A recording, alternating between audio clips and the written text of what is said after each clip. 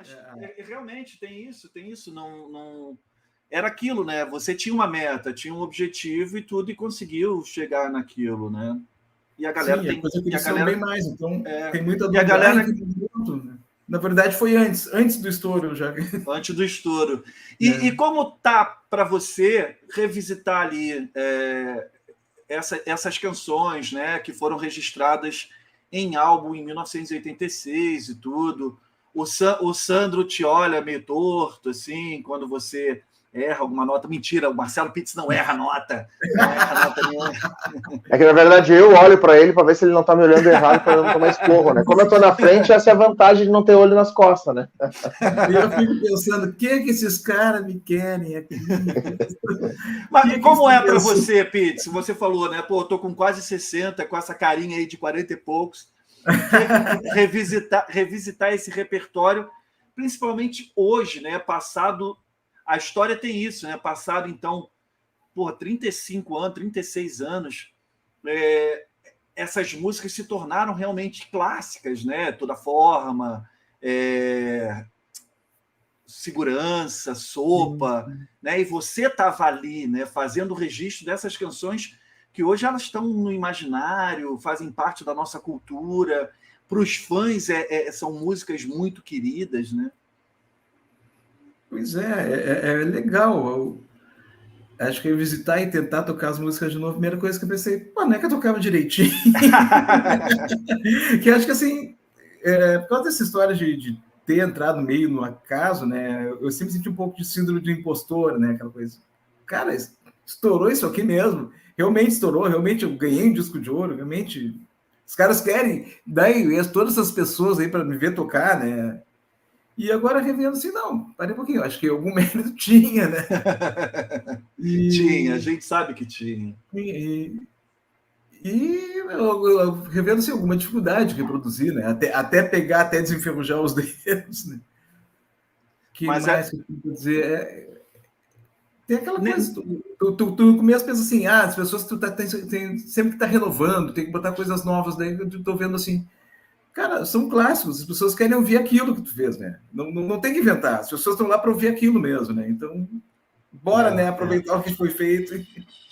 E o legal dos Engenheiros Sem Cré é justamente isso, né? Que os arranjos são os mais fiéis possíveis, né, Sandro? As gravações originais ali, ou como o Sandro falou, as versões que eram tocadas durante as turnês e tudo. Isso é o mais legal. Porque não adianta. Embora para o músico seja gratificante, né? Cada vez ele tocar de um jeito, descobrir novas formas de tocar a música, para o ouvinte, ele quer ver aquilo que ele conhece, a referência dele. Tirando os fãs do Bob Dylan, que já está acostumado com ele tocar, ficar tentando adivinhar que música que ele está tocando, né? De tão diferente que está o arranjo. O Paul McCartney faz isso muito bem, né?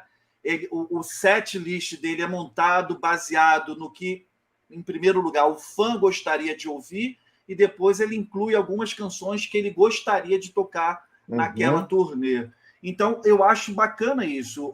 Bandas assim como o Engenheiro Sem Cré, né, que é um tributo, tocar o som mais próximo da intimidade que o ouvinte tem. O prazer de ouvir aquelas canções é muito legal. Fala, Sandra. Isso aí que tu tá falando, desde o início da primeira tour do Engenheiros, de 86 até a última tour, eu digo, não tô nem contando acústico, tô falando 93, tá?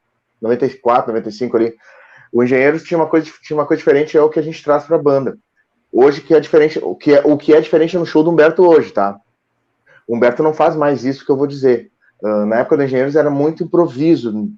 Tu tocava o início e o fim da música no ensaio, só que no meio do show, conforme a galera, tu vai interagindo. Até conversei com o Marcelo em off, quando foi atender o cãozinho aí da tua casa. A gente deu uma ensaiada aqui agora há pouco, aqui, de como vai ser dia 5 lá. E porque é isso, a gente interage muito com a galera, entendeu? E a gente entra no clima do show. Nunca é a mesma coisa as músicas. O Engenheiro sempre foi assim. Por isso que aquilo me fascinou. Porque eu acho que foi o que fascinou muito a gurizada. Eu sou fã, entendeu? Porque é diferente de pegar... Lógico, tem excelentes bandas, Titãs, Paralamas, tudo, mas eles nunca faziam isso no show de ser diferente. Os finais das músicas, por exemplo, nunca eram ensaiados. Né? Eu não sei se o Marcelo pode me confirmar se vocês ensaiavam finais de música. Raramente o Humberto não ensaia final de música. Né? Hoje o show do Humberto é totalmente do início ao fim, já datado, de planejado, de como vai ser até as falas, né? O show do Humberto também Paul McCartney hoje, né? No meio, tu já sabe o que ele vai falar no final de All My Love e tu já sabe o que ele vai dizer quando ele termina Helter Skelter, né? Mais ou menos assim, né? Então o show do Engenheiros, do Sem Creia hoje é baseado em como era Engenheiros na terceira idade, cara. Velho gosta tudo no mesmo lugar. Não vamos mudar, né? Não vamos mudar. Essa música tem que ser aqui. Para com isso, cara. Não, mas eu acho mas, isso. Assim, não, fala, Marcelo. Assim, não, Sal, ele tá falando essa coisa de improviso no show, né? Eu lembro assim, o Teatro o Teatro Ipanema. Tu falaste do show do Humberto virar para mim, acho que era Crônica, que ele mudou o arranjo no meio, assim, troca isso aqui, tá essa parte ali. Bora, vamos lá, funcionou, né? Mas é assim, no palco no meio. É arriscado, né? Não, quando eu digo assim, dos arranjos mais fiéis, assim, a sonoridade, é não mudar drasticamente. É óbvio que um show ao vivo é orgânico o negócio, né? Como o Sandro falou, assim, graças a Deus eu já tive a oportunidade também de ter esse sonho, de tocar para uma plateia, de fazer alguns shows e tudo. É isso que vocês estão falando. É um discurso que você coloca ali na hora, se a galera tá vibrando, o vocalista, que no caso eu, né, passar a bola para a galera cantar, né? Quando eu era inexperiente, as minhas primeiras bandas tinha aquela coisa, vou deixar a galera cantar o refrão, aí ficava o barulhinho do grilo, né? Cri, cri, cri. Ninguém cantava, ninguém respondia. Depois você vai aprendendo, né? Se o bar tá cheio, a galera já tá habilitando, você tá vendo que a galera tá cantando junto, aí você entrega para a galera também fazer parte daquilo. Isso que é legal tocar ao vivo, é essa troca de energia, né? Você saber os momentos certos, mas não desconstruir a música diante do seu público, porque não funciona na maioria das vezes, creio eu. Cri, cri, cri, cri.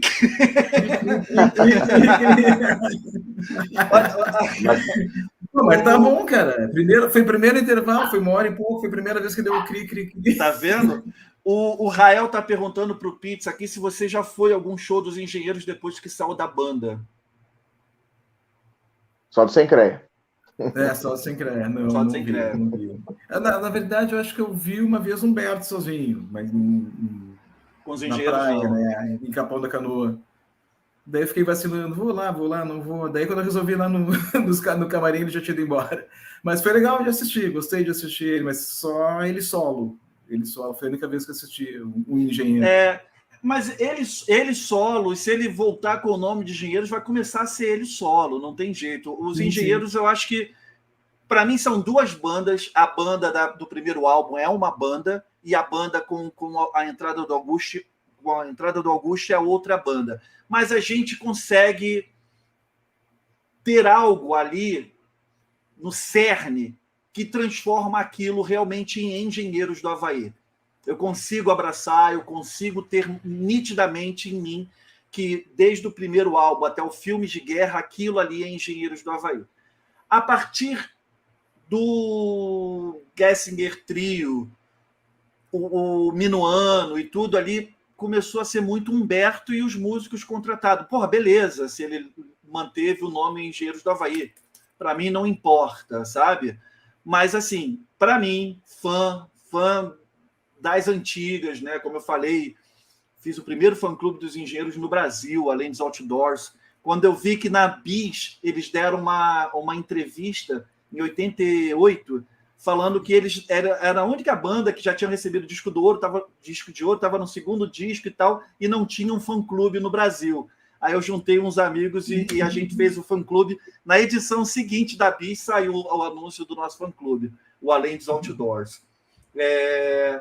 Então, assim, para mim, Engenheiros ali é até o Filmes, até a saída do Augusto. Escuto o que veio depois? Claro que sim. Curto muito. Tá tudo bem. Mas os Engenheiros, para mim, do meu carinho, da banda que eu sou fã, que eu tenho como referência, que eu tenho orgulho de ter conhecido, de ter tocado gaita junto e não sei o quê, é aquela ali.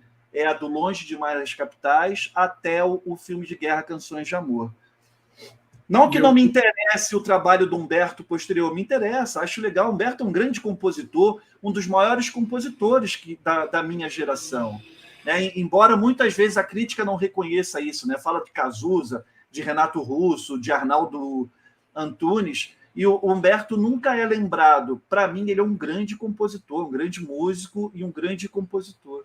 Eu concordo, Sal, concordo, e independente de relações, problemas de relações que teve, essa é uma coisa que eu sempre falo. Eu acho que o Humberto é um dos grandes artistas dessa geração. Eu acho que se teve alguma coisa ruim no Engenheiro, o fato de ter tocado com um cara tão talentoso é uma das coisas que compensam, assim, que eu não tenho do que reclamar. Foi uma grande oportunidade mesmo. Uma grande experiência, né, qualquer coisa pensando como músico, eu tive a oportunidade de tocar com um dos grandes artistas da nossa geração. Não tem como questionar isso.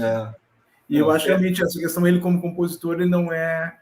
A crítica não é posta à altura. Eu sou um funcionário público, posso dar opinião que não vai dar treta nenhuma. Eu acho ele muito melhor que Cazuza, muito melhor que Renato Russo. Não Cara, e tá tudo certo. Alice, eu não sou músico, posso dar opinião, pode dar treta. Sim. Polêmica, eu vou fazer o recorte da live lá. Marcelo Pitts não gosta de Cazuza. Acha Renato Russo uma bosta.